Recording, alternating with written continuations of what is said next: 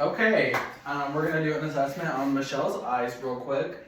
So, looking at her, I can see that her eyebrows, there's an even distribution of hair. Yeah, there's no missing hair. I'm gonna have you close your eyes. Looking at her eyelids, her skin's clean, dry, and intact. I'll have you open. She's blinking normally. There's not high excess of frequency. I'm looking at her eyelashes. There's an even distribution of hair and a curve to it. Looking at her conjunctiva in the corners of her eyes, I can see that that is pink and there's appropriate moisture. It doesn't look dry. Looking at her corneas, I can see that there is no spots or white portions over her eyes. The sclera is white. Her eyes aren't super bloodshot or anything. And then I'm looking at her pupils. Right now I'd give them a 2. And then we're going to make sure that they're equal, which they are. And then they're round. And we're going to make sure that they're reactive to light. So I'm going to take my flashlight and go over Michelle's right eye. I'm looking at the left. The pupils are reacting. Perfect. And then we'll do accommodation. I'm going to have you look at my finger. Go in. Perfect. And her eyes accommodate.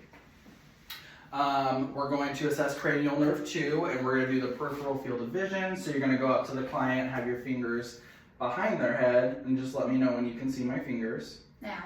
Perfect.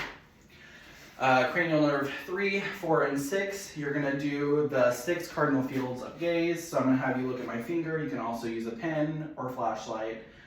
And we'll go up. You're going to make kind of like a cat eyes, and we're checking for strabismus or twitching, which there is none. Perfect. 6 cardinal fields are intact. We already did Perla. And then we're going to do the cover-uncover test, which is looking for ocular deviation and strabismus again. So we'll take this piece of paper here. We're going to cover the client's eyes. And then when we uncover, there's no strabismus. Same thing on the other side. No strabismus. Awesome. And then you're going to take your ophthalmic scope. You're going to make sure that there's light on your hand. You can't see it, but there is.